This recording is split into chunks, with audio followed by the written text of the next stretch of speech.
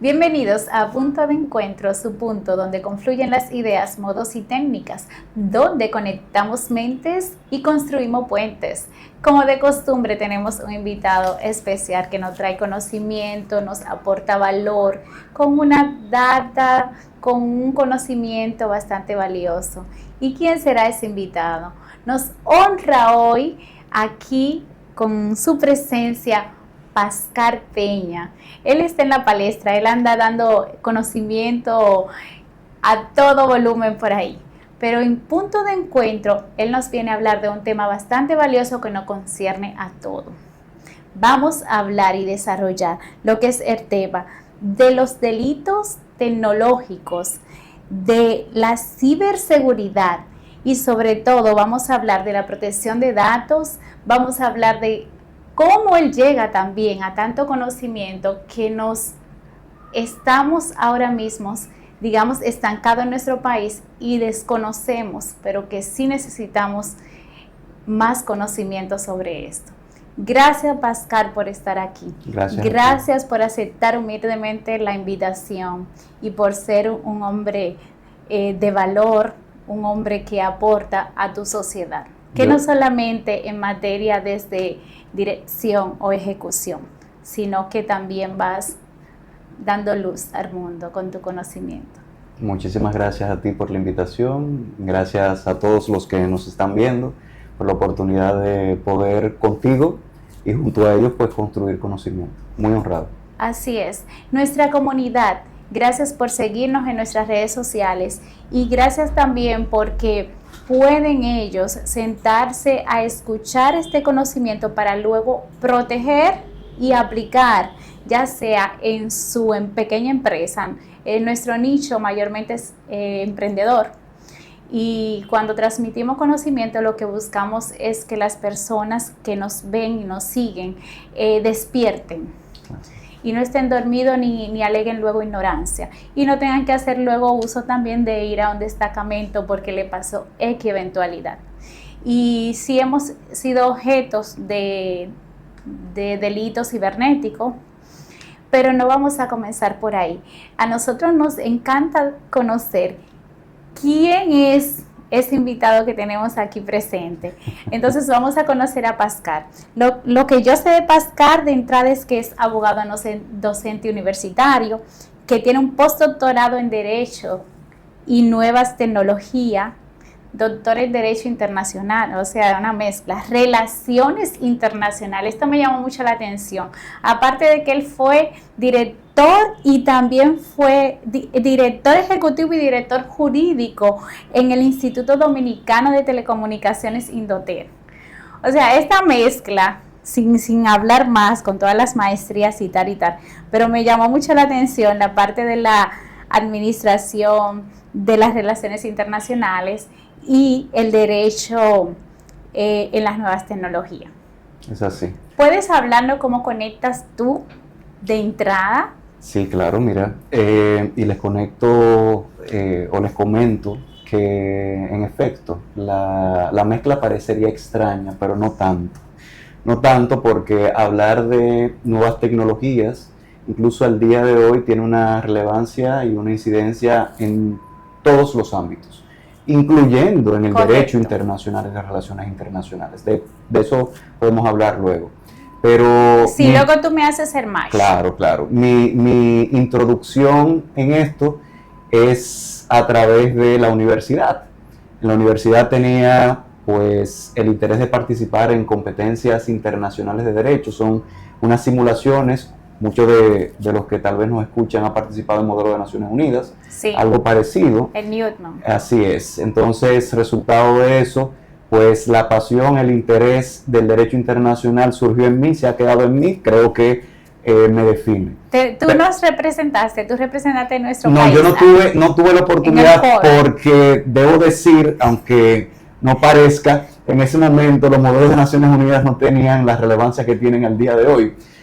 No se habían creado los modelos que hoy hasta en los colegios existen, sí, y en las universidades. Yo soy un promotor de eso y de hecho yo participo, entreno en mi NUME reciente, que de hecho hasta el día de hoy estaba, pues yo di unas charlas, exactamente, yo soy un apasionado ¿De qué de año temas. estamos hablando? Que tú dices, porque tú te ves jovencito. Gracias, Entonces, gracias. No, no, y lo soy. y yo fui citada para participar, pero Ah, no, no, yo algo no. personal me detuvo. Yo tal vez soy un poquito antes, soy un poquito antes, pero algo que luego la vida me permitió trabajar en una prestadora de servicios de telecomunicaciones, en donde conocí grandes personas que me llevaron a conocer la mezcla de tecnología, de telecomunicaciones con lo que es el derecho. Y a partir de eso, pues la vida me ha ido abriendo oportunidades. La vida no, Dios, me ha ido Amén. abriendo oportunidades de las cuales estoy muy agradecido. Así es. Entonces, ¿tú te gradúas primero en la Pucamaima con el derecho en telecomunicaciones? No. Yo me graduó licenciado en Derecho en la Pucamaima. Omitimos las fechas para que Sí, no no te comiencen a buscar. Me gradúo y lo primero que hago es hacer un posgrado en Economía para Negocios. Mira, Justamente porque luego, yo incluso pensaba que iba a estudiar luego una licenciatura en Economía o algo por el estilo. A mí siempre me interesó el derecho, pero desde la perspectiva económica, justamente tema de negocios, tema de emprendedurismo, el tema de sectores regulados. Sectores regulados son básicamente las áreas del derecho donde nosotros podemos ver una mezcla de lo técnico, de lo económico y de lo jurídico. Y entre esos, pues, están todo lo que sean mercados. Estamos hablando aquí de telecomunicaciones, estamos hablando de energía, estamos hablando de cualquier otro mercado, etc. Entonces, luego de eso, pues, me gano una beca a hacer mi doctorado. Entonces me voy fuera a estudiar y al año y tantos, lamentablemente mi papá fallece de repente. Yo vuelvo al país y bueno, concluyo el doctorado ya de manera remota, la presentación de la tesis de manera remota y bueno, cuando tú ganas la beca para irte a estudiar fuera, ¿ya habías pasado por esa empresa de telecomunicaciones? Sí, había pasado. Y ahí despertó en ti ese deseo. Es así, pero yo quiero tal vez hacer una puntualización y comentar algo aquí. Tal vez hoy muchos me pueden ver con saco y corbata y tal vez bañadito y hablando bonito. Sin embargo, yo creo que le debo mucho, ya lo decían, a mis padres, pero al mismo tiempo yo era tal vez un poquito orgulloso. Cuando digo un poquito orgulloso era que yo durante toda la universidad yo me trasladaba siempre en carro público y en guagua. En ese momento fue que se iniciaron la OMSA. Entonces yo me montaba en mi OMSA, yo me gradué montándome en mi OMSA y yo luego con 2 o 3 años ya de profesional trabajando en una de las oficinas más importantes del país en traje y corbata, yo andaba en mi OMSA. ¿Qué es lo que quiero comentar con eso? Es que yo creo que la vida nos permite a nosotros ir avanzando poco a poco y nos va llevando a encontrar y alcanzar y alejándonos también. La vida nos permite alejarnos también de cosas que tal vez no nos sean convenientes. Entonces poco a poco uno va encontrando nuestro núcleo duro de valores y de cosas que nos interesan. Donde nos vamos a anclar. El fundamento de nuestras vidas. Así es. Fundamento de nuestras vidas, pero siempre guiados por el fundamento que es real, exacto, la esencia de la existencia. Estoy de acuerdo contigo y te agradezco la confianza por venir aquí a confesar, ¿no? Que tú andabas en onza, pese a que te ves tan bañadito y bonito. Precisamente eso es lo que queremos transmitir, Pascal, que sí se puede hacer bien y que aquel personaje que muchas veces vemos en la palestra o que admiramos y aspiramos a ser, y lo vemos a veces hasta como un sueño querer llegar, porta una historia humilde, una historia de valor, una historia humana. Y cuando conectamos eso, podemos decir, si él pudo, yo también puedo. Claro. Si él lo hizo, si él aprovechó sus oportunidades, yo también debo aprovechar las mías. Y mi educación se debe igual a becas también. Yo tuve el privilegio, y me considero un privilegiado, de que mis padres tenían tal vez las facilidades para darnos una muy buena educación, pero tal vez por esa manera en que me criaron, yo siempre acudí a becas, y todos los estudios que he hecho, todos los que pueden aparecer en mi currículum, fueron logrando con becas. Pero con te becas. la merecías. Bueno, creo que me fajé también para demostrar, o sea que sí, creo que sí, humildemente. Exacto, que sí, también hay que poner empeño y dedicación. Así es. Eso transmite. Yo quiero saber cómo tú conectas con las relaciones internacionales y a la vez con la tecnología en derecho. Mira, es un tema interesantísimo del cual muchos a veces desconocen, porque hablar de tecnología es hoy hablar de absolutamente todo lo que nosotros hacemos, incluyendo cómo el Estado, cómo nuestros representantes y cómo interactúan a nivel internacional. Por eso, hablar de tecnología y derecho internacional nos permite hablar hoy de dos conceptos. Uno es la de diplomacia digital y otro es de ciberdiplomacia. Hablar de diplomacia digital es tal vez algo más simple. Es hablar de cómo los representantes del Estado, los miembros del servicio exterior, utilizan las redes sociales o utilizan plataformas digitales para comunicar tal vez sus mensajes, o al mismo tiempo cómo permiten que los ciudadanos que se encuentran de nuestro país, que se encuentran en otro estado, pues se comunican a través de ellos. Esa es podemos decir a grandes rasgos, lo que es la diplomacia digital. Pero hablar de ciberdiplomacia tiene una connotación distinta. Porque hablar de ciberdiplomacia, y de hecho estos temas son muy interesantes. Yo escribí algo, salió publicado en octubre del año pasado en el boletín del Ministerio de Relaciones Exteriores, haciendo referencia a estos dos conceptos, porque hablar de ciberdiplomacia implica algo extremadamente relevante. ¿Y qué es? Es la protección de datos dentro de las redes sociales, dentro del Internet, ¿verdad? Hablar también de la posibilidad en la que el Estado garantiza la protección de los derechos de todo el mundo para evitar aspectos relacionados a ciberdelincuencia, ciberseguridad, entre otros temas. Entonces, esto amerita a que tengamos la posibilidad de sentarnos a discutir tratados internacionales que hoy no tienen una connotación distinta, a lo que pasaba hace 40, 50 años, donde ni siquiera hablábamos de un ciberespacio, no un ciberespacio, o la posibilidad de que a través de una firma digital ya exista la posibilidad de suscribir acuerdos.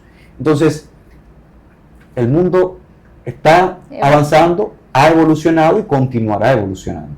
Entonces, resultado de todo esto, nosotros vemos que los países han desarrollado diversas normas.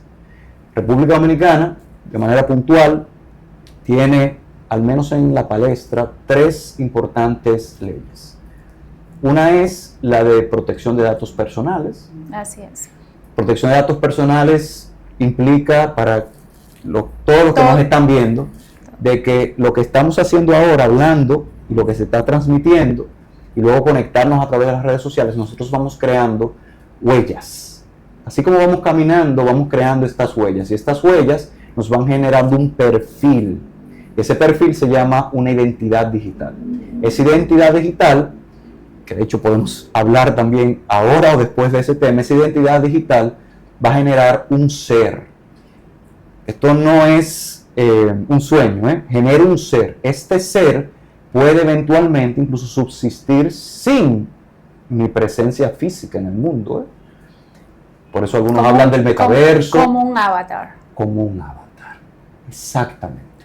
Y ese avatar puede está alimentado por toda tu trayectoria, por toda mi trayectoria, lo puedo alimentar con mi forma de pensar, lo puedo alimentar evidentemente con mi imagen, y por eso es que vemos incluso películas de personas que están hoy protagonizando, pero que están muertas.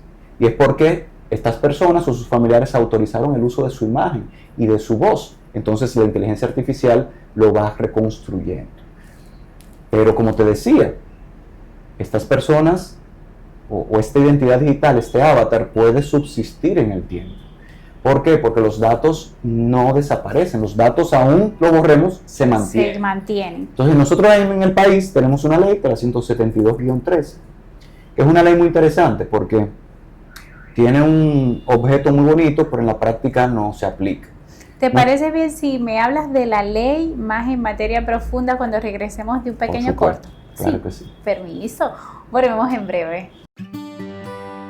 Mi compromiso ante ustedes es firme.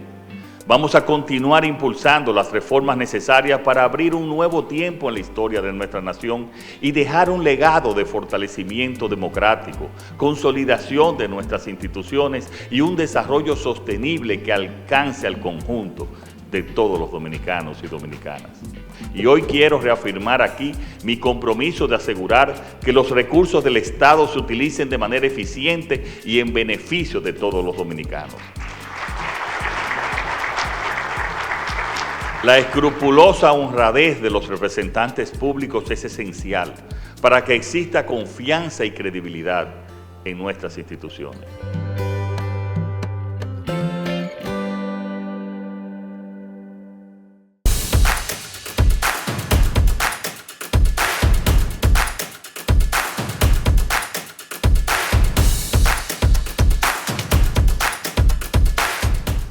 Punto de encuentro siempre viene con más.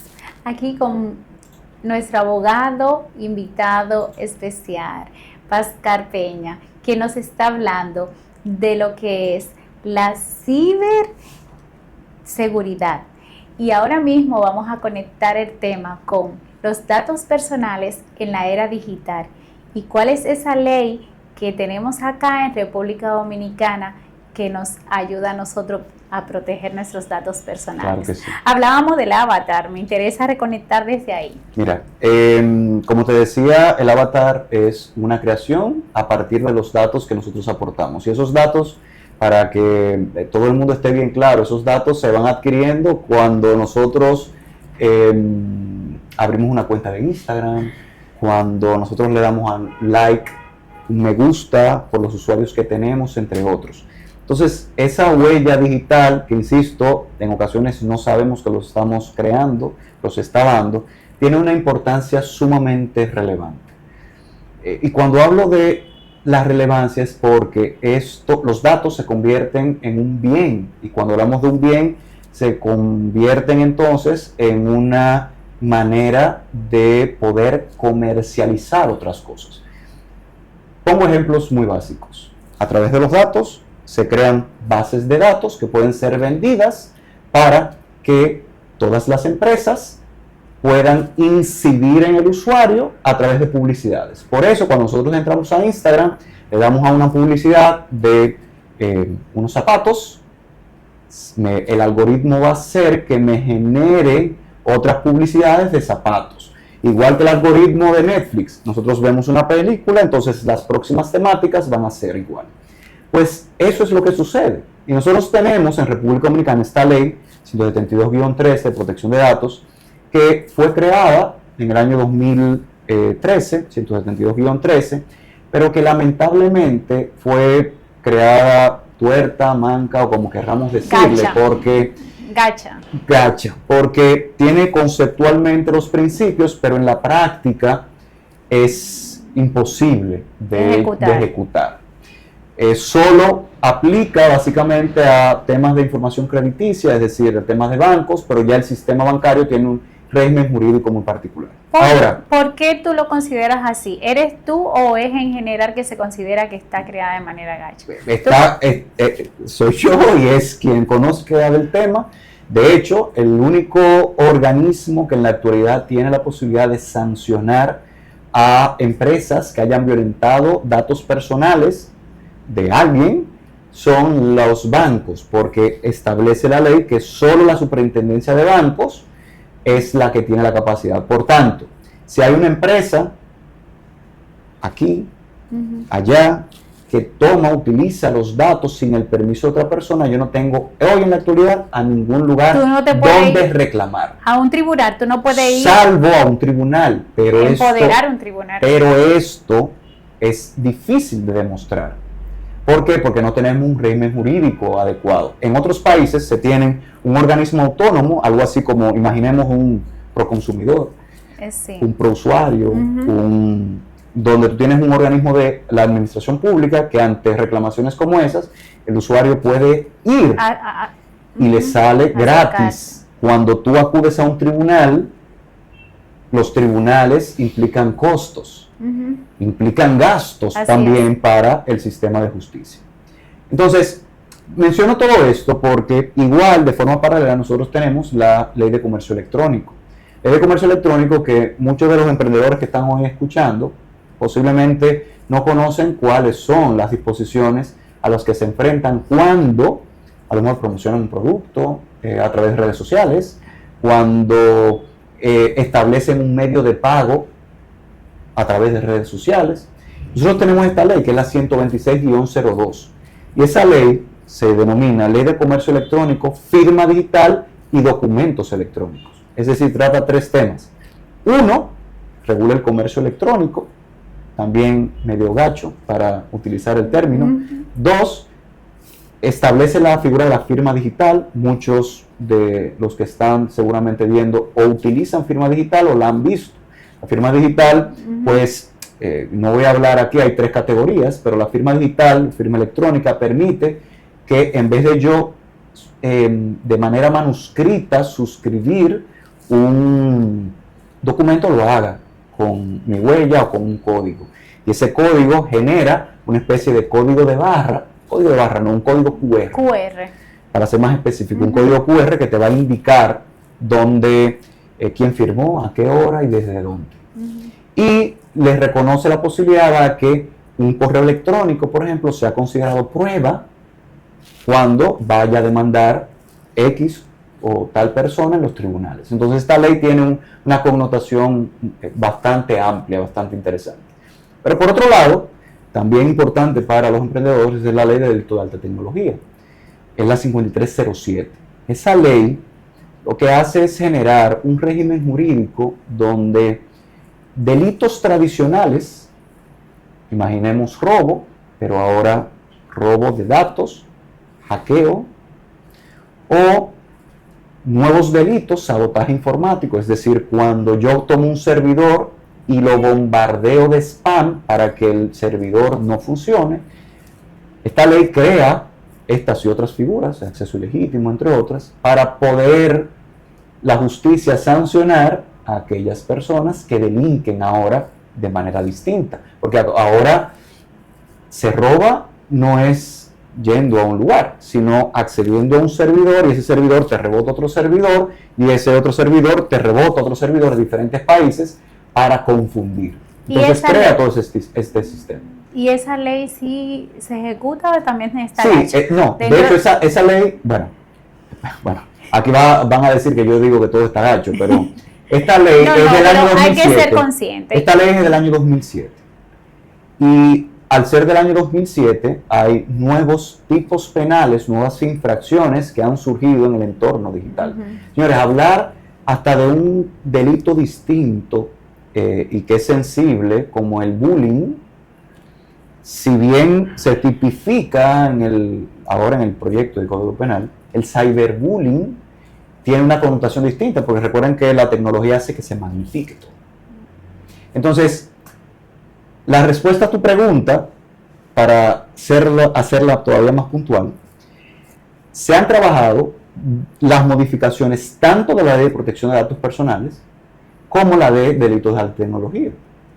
En ambos tuve la oportunidad de ser miembro de los comités de redacción de esos proyectos. Y yo creo que la respuesta más clara de que si están gachos y que hay un reconocimiento de que está gacho es esa, de que hay una clara intención de modificar, de modernizar estas leyes, de actualizarlas.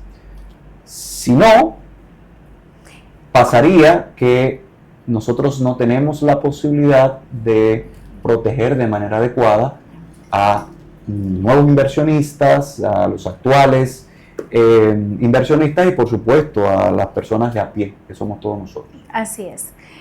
Pascal, entonces tú consideras que sería necesario que en nuestro país se crease un organismo o un ministerio tipo autónomo, claro, como defensor cibernético, ya no defensor del pueblo, sino defensor cibernético en protección a los datos digitales personales, que cada ciudadano tenga la libertad de acercarse y reportar su suceso? Claro. Porque hay muchos sucesos. Es así, es así. ¿Qué pasa? Que no sabemos ni cómo lidiar con eso, ni con qué se come eso. Sí, sí. Imagínate, cesar a las leyes, como tú mismo dijiste, empoderar un tribunal, ¿a qué te lleva a ti? A pérdida de tiempo, a gastos cuantiosos. ¿Cómo lo hacemos? O sea, debería de, partiendo desde que las leyes están gachas y aunque están creadas y no están actualizadas, debería entonces el Estado Dominicano abrirse paso en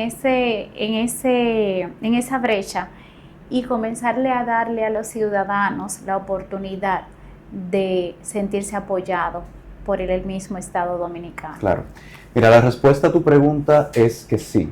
Es necesario crear un organismo autónomo, una agencia de protección de datos, como sucede en otros países. Así es. De hecho, este tema tiene, ya lo decía, una relevancia muy particular y además especial, porque hablar de protección de datos es hablar también de la posibilidad de transferencia internacional de datos. Por eso hay organismos a nivel internacional que reconocen la posibilidad de que un ciudadano acuda a estas instituciones para reclamar, pero además para establecer reglas de manera general. Y cuando hablo de reglas es la posibilidad de que si una compañía de tecnología o un programa, una app, una aplicación no puede ser de acceso para menores, pues la Agencia de Protección de Datos podría establecer criterios correspondientes. Si una institución del Estado violenta la protección de datos personales, puede ser sancionada por esta entidad.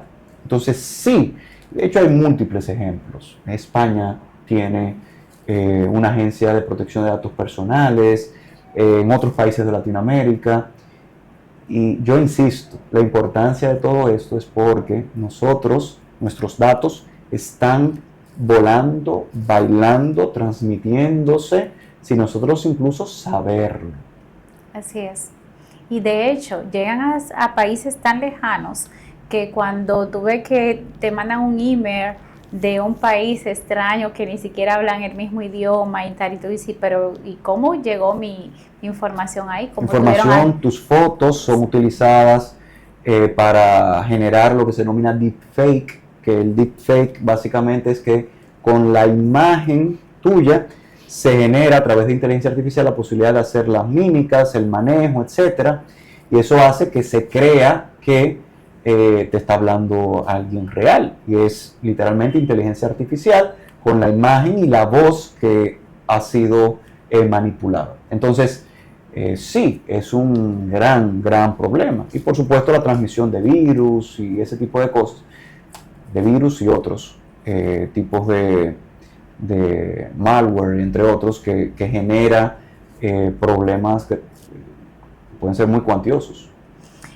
¿Por qué solamente se le da la exclusividad a las entidades bancarias a través de la Superintendencia de Banco de sí perseguir y penalizar aquel fraude que se haya hecho? ¿Porque se trata de dinero específicamente? No, es porque la ley nació gacha. Es porque cuando... te van a agarrar ahí. Sí, es porque, ya lo decía, la ley nació coja. La ley cuando nace, que es la 172-13, repito, nace como respuesta a que en nuestra Constitución, en el año 2010, se estableció una nueva garantía, que es el habeas data. El habeas data es lo que nos permite a nosotros ir a una entidad de intermediación financiera o lo que sea, para que nos permitan el acceso nos permitan rectificar alguna información que esté incorrecta. Dicen que yo soy deudor y yo no soy deudor.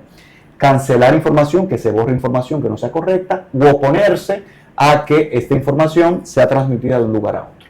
Entonces, esto es lo que se denomina los derechos ARCO: acceso, rectificación, cancelación y oposición. Entonces, cuando nace la ley, ya decía, se crea la figura de habeas data, pero se le quiso dar solución a otra ley previa que había sido declarada inconstitucional, etcétera, que era la ley de información crediticia, que obligaba a las personas a acudir primero a las entidades de intermediación crediticia. Estoy haciendo mención, ¿verdad?, a Cicla, Datacrédito, este tipo de entidades, y tenía que obligatoriamente, antes de yo ir a un tribunal, yo tenía que pasar por ahí. Esto se declaró inconstitucional porque se decía, mira, se me está limitando mi derecho a acceder a justicia. Entonces, cuando se crea la ley 172, se dice, mira, vamos a hacer una especie de mezcolanza, vamos a crear la protección de datos, pero luego todo el enfoque, casi después de la mitad de la tesis, de la ley, es enfocando, creando a la superintendencia como único órgano de protección. Pero la superintendencia tiene un enfoque muy limitado, que son las entidades de intermediación financiera, los bancos. Entonces, la superintendencia no puede regular a una empresa, no puede regular a otra entidad estatal. A un individuo. A un individuo no puede hacerlo. Entonces, esa es la razón. Y al día de hoy vale resaltar que la superintendencia no ha sancionado nunca a una entidad de intermediación financiera por violación a la protección de datos personales.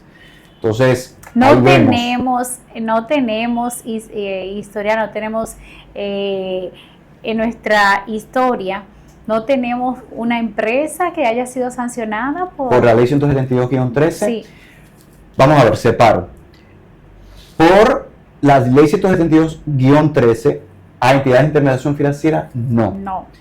Pero han habido decisiones del Tribunal Constitucional de la República Dominicana protegiendo, reconociendo la existencia del derecho de protección de datos personales en virtud de la ley 172. Ahí estamos claros, pero en ejecución como tal. Sí, no. ¿Tenemos algún referéndum?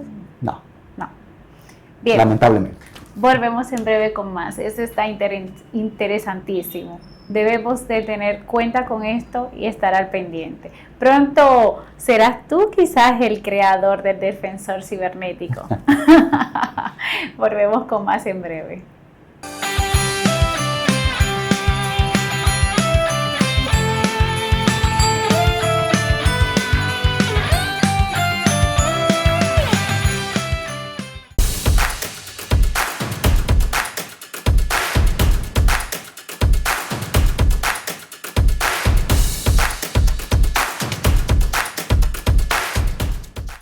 Punto de encuentro, conectando mentes, construyendo puentes. No olviden seguirnos en nuestras redes sociales, comentar, compartir y dejarnos también ideas de cómo podemos nosotros abordar diferentes temas de intereses para ustedes. Aquí con nuestra invitada especial, Pascar Peña, quien nos honra con su visita. Y estamos hablando de la ciberseguridad, pero de esos temas que muchas veces nosotros dejamos de lado cuando no sabemos cómo proteger nuestros datos personales en la era digital. Pascar, interesantísimo todo lo que venimos hablando, todos los que son los conceptos, las leyes, las explicaciones de las leyes aquí en nuestro país, que la tenemos gacha, pero que Dios quiera que podamos nosotros tener un órgano defensor de la cibertecnología para la sociedad en general, que no haya necesariamente que acudir a un tribunal en casos mayores. Importante traer a colación, y como decíamos detrás de cámara, vamos a aplatanar el tema. ¿Cuáles serían esos eventos específicos que vive el ciudadano de a pie con relación a sus datos personales en la tecnología? Claro, mira. Muy interesante la pregunta porque me permite, pues, aterrizar algunos temas. Hablar de protección de datos implica que, por ejemplo, te tomen tu nombre, tomen tu cédula, tomen tu teléfono y te llamen y te contacten. Muchos de nosotros a veces no tenemos la menor idea por qué una empresa me está llamando para ofrecerme algún tipo de producto. No tenemos la menor idea cuando ciertas empresas llaman a mi teléfono cuando yo no tengo ningún tipo de deuda para hablarme de alguien y cobrarme o preguntarme dónde está fulano de tal. Yo no tengo si yo no he otorgado la autorización, eso no es posible. Los partidos políticos en las elecciones, Sí. si yo no me inscribí en un listado, no me pueden estar llamando. Pero se hace.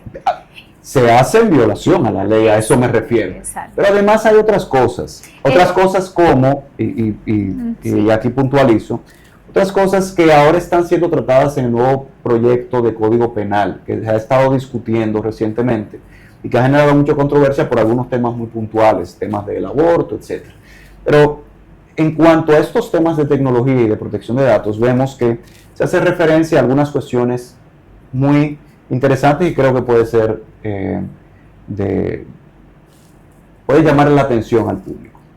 En primer lugar, nosotros hemos estado acostumbrados a compartir fotos y videos que nos llegan a través de nuestro WhatsApp, de personas, de situaciones, etcétera, sin la autorización de tal vez el sujeto protagonista. Esto ya no va a ser posible. Bueno, no era posible en principio porque violentaba derechos, etcétera, pero ahora está penalizado con prisión en el proyecto de Código Penal. Y esto es correcto. Pero también la mala costumbre, me parece a veces hasta insensible, de grabar a personas heridas o muertas. Hay una ley en la República Dominicana, 192, creo 16, sin embargo no se está respetando. Ahora va a haber, se va a agravar las penas. Este tipo de cosas nos llevan a nosotros a considerar que igual, por ejemplo, cuando nosotros autorizamos a una empresa para, qué sé yo, queremos contratar un servicio de teléfono, pero los datos que le proveemos a esa compañía de teléfonos se los vende a otra compañía. Estoy poniendo ejemplos variados, pero por eso es que a veces saltan datos, nuestros datos, sin nosotros saber. Y es porque nosotros a veces firmamos en letricas pequeñas, en esos denominados contratos de adhesión, que son casi como unos... miniaturas. Sí, miniaturas. Y ahí se autoriza. Nosotros estamos autorizando, consintiendo a que hagan con nuestros datos lo que sea. Lo que sea, que los vendan. Así es. Los casos que se dan desde la cárcel, que son muchos. Muchísimos. Tengo testimonio. ¿Cómo ellos lo hacen? ¿Cómo es que desde la cárcel pueden tener uso del internet, de teléfonos inteligentes? ¿Cómo ellos orquestan eso? ¿Sabes tú de eso? Sí, mira, ¿cómo lo hacen? Yo creo que todo el mundo sabe cómo lo hacen. Evidentemente se introducen equipos telefónicos que son la línea de teléfono es sacada por otra persona con un número distinto. Me refiero, yo voy, saco un teléfono y ese teléfono se lo doy a alguien. O a través de identidades falsas se sacan números de teléfonos. De hecho, hay una reglamentación específica para este tema de validación de números que se dio hace unos años justamente por estos temas. Pero yo creo que el mayor problema es que nuestras cárceles, esto fue un proyecto que se presentó en varias ocasiones, de hecho hubo un decreto del presidente Fernández en su último gobierno, donde ordenó en su momento Indotel para que se generaran proyectos para establecer bloqueadores en las cárceles, bloqueadores de señales, para que precisamente evitar que pero eso no se ha ejecutado. No, esto no se ha ejecutado. Porque sigue habiendo y entran de contrabando los equipos, evidentemente. Y esto hasta que no haya un nivel de seguimiento y de prevención adecuada, esto va a seguir pasando. ¿Estarán apoyados por otros grandes de arriba, tú crees? Es una pregunta interesante que dejo al público que lo piense y que la conteste. Te vas a privar de eso. Pues yo sí creo que sí. Y puedo decirlo, creo que el que está dentro de una cárcel no solamente puede violentar los reglamentos y las políticas internas de la cárcel, la seguridad como tal, sino que para que esto suceda con tanta frecuencia y hasta tal amplitud, de hacerlo año tras año, violentándose constantemente y engañando a tantas personas, que yo estando en grupos, se han reportado, el grupo del colegio, por ejemplo, es un caso, de miren, no contesten si le escriben de mi número diciendo con una imagen mía, y me pasó a mí también, que gracias a Dios no caí, que me escribió un amigo de Estados Unidos que la ayudara, y era también de, sí, gracias a Dios, habían hackeado sí, seguramente su cuenta. Sí, el tema del hackeo es que nosotros a veces sin darnos cuenta le damos el código de acceso. Nos piden en ocasiones a través de un link que entremos y nosotros por inadvertencia lo hacemos. Y en otras ocasiones sí, simplemente porque tenemos claves muy fáciles en nuestras redes sociales, etcétera, que tomen en cuenta eso, en nuestros correos electrónicos, pues acceden, cambian todo y sucede esto. Así es. Hay que tener cuidado, hay que leer muy bien, porque también, como tú dices, pasar inadvertido por no haber leído es un tema. Importante este caso que te quiero plantar, que es que cuando nosotros iniciamos, mi esposo y yo, el proyecto de lo que es Paulino Sosa Asesores y Consultores, quien colabora junto con Punto de Encuentro y Punto de Encuentro con PS, Juan era el que diseñaba, mi esposo diseñaba al principio los posts, no teníamos community manager y él era el todólogo. Y él se trabajaba Canva, no tenía derecho de autor la imagen, pero él diseñaba. No era que él simplemente pasaba la información y Canva lo hacía, no. Él diseñaba, él creaba, porque él tiene arte para eso. Y usaba su post para entonces pagarle publicidad. ¿Qué pasa? Que luego nos enteramos que la competencia, otra persona que también estaba emprendiendo en ese momento, utilizaba nuestro post para él también. Él lo que hacía era ponerle un montaje de su logo encima de nuestro logo, pero el mismo post. ¿Qué pasa? Que Juan Carlos dice, bueno, le escribió y le dijo, te sugiero que sea más auténtico, te sugiero que tenga más creatividad y haga tu propio post, porque ese es mi arte. Pues Juan dijo, bueno, como eso no tiene derecho del autor, yo lo que voy a hacer es que voy a utilizar la imagen de Mirita, o sea, mi persona, para crear los nuevos posts de publicidad. A ver si también me lo va a copiar. Pues hace poco me veo yo en Facebook, ahí también promocionando los mismos servicios, porque brinda los mismos servicios, y me veo yo y yo le doy me gusta. Porque era mi post. ¿Qué sucedió? Que cuando leo bien digo yo, pero espérate, porque aquí arriba no dice el nombre de la firma de nosotros, esto es otra firma, y le tiro un capture y se la manda a Juan. Y Juan dice, oh Dios mío, pero también la tuya. Lo llamó, le dijo que eso tiene sanciones, que eso tiene consecuencias, que si no vamos. De hecho, primero Juan se asesoró con nuestro asesor legal, que tenemos un abogado en la firma. Y él nos aconsejó que en tema, digamos, armonioso, hablemos con él y de hecho dejemos una constancia escrita de que lo habíamos advertido, de que si él seguía utilizando nuestro contenido, que lo creamos nosotros, más la imagen personal mía para él, y él actuó de una forma tan arbitraria como que, sí, yo lo quito así, pero siguió. De hecho, tuvimos que reportarlo por Meta, porque tú sabes que se puede reportar. Claro. Tuvimos que reportarlo porque ya era una falta era un descaro, era una falta de ética muy alta, porque él decía que sí que lo iba a tumbar. Juan Carlos le abrió bien regio, porque ya Juan Carlos venía años atrás, desde el 2020, 2021, en tiempo de pandemia que iniciamos con el proyecto. Juan Carlos le había aconsejado y él como quiera se mantuvo. Entonces lo que hicimos fue reportar por Meta, tuvimos que reportar varios por Meta, y ya por fin vimos que después de un tiempo fue que él ahora más o menos cambió y creó algo nuevo. Dejó de utilizar mi imagen, claro, gracias a Dios, porque lo reportamos por Meta. Entonces son casos que se dan, y se dan, me imagino, también en términos de emprendimiento, otros casos, por ejemplo, con WhatsApp, cuando se bombardea mucho con las ventas, que las personas reportan también, pero esta gente vive saturándonos.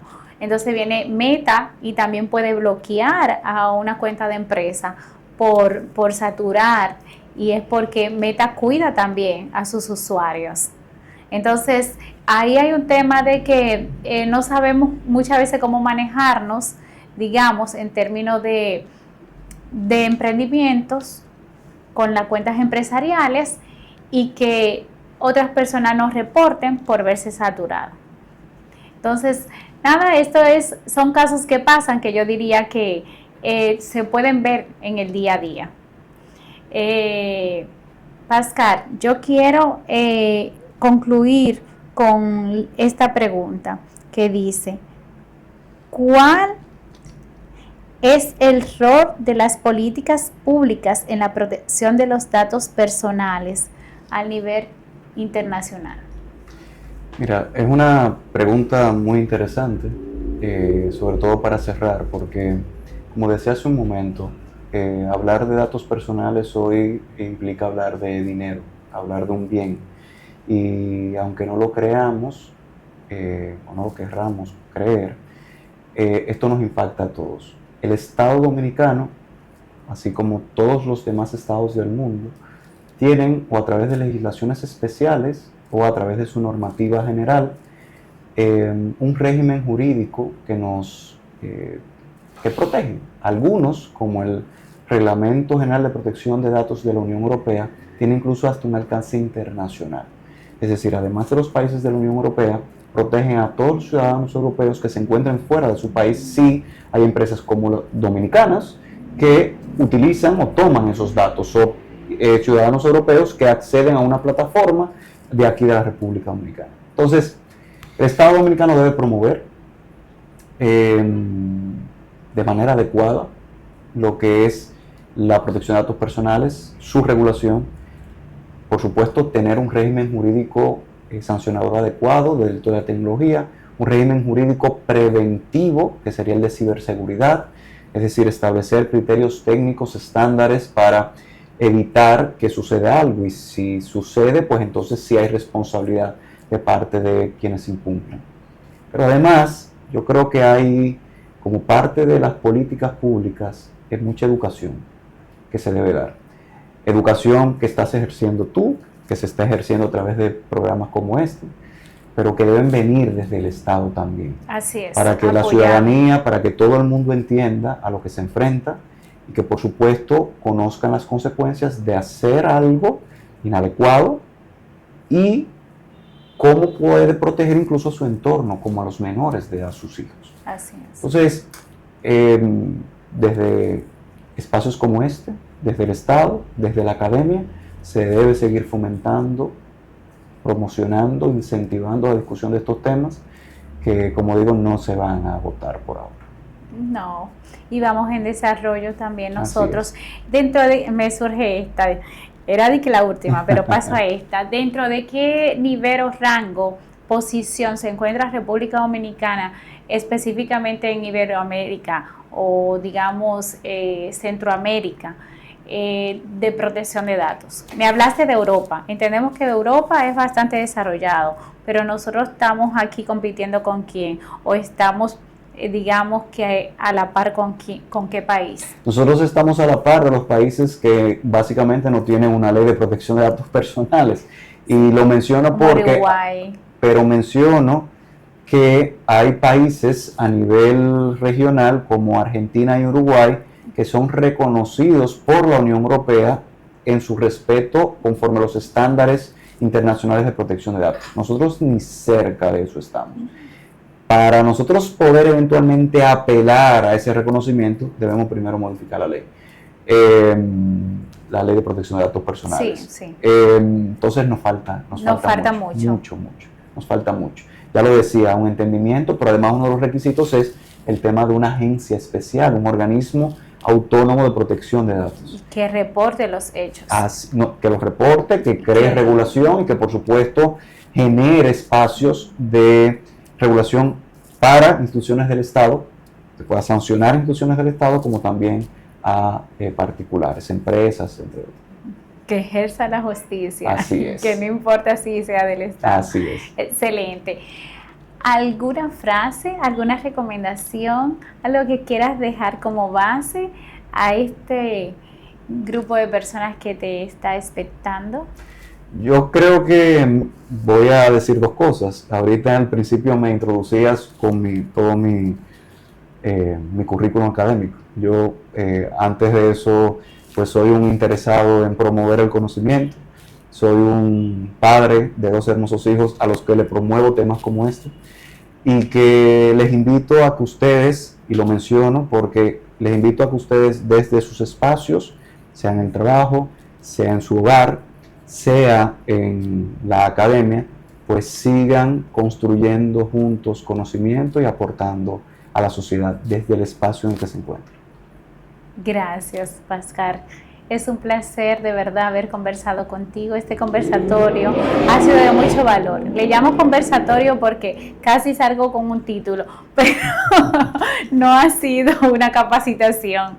Ha sido una experiencia bastante gratificante haberte tenido aquí y esperemos que nos podamos encontrar en otro escenario todavía hablando más abiertamente sobre este tema, que no se aprende en 50 minutos, se necesitarían 200 horas para aprender, ¿verdad? Es así, es así. En lleno sobre este tema. Yo honrado de estar aquí, de estar con ustedes, de poder compartir con su público y yo encantado de volver cuando así lo quiera. Gracias, gracias. En otro escenario nos encontraremos. Así es. Yo así lo creo. Y quizás podamos hacer hasta talleres de formalización, de más formales, digamos, y de concientización con estos temas. Vale. Gracias a ustedes por habernos sintonizado, por ser parte de Punto de Encuentro, compartir, suscribirse, puntodencuentro.rd.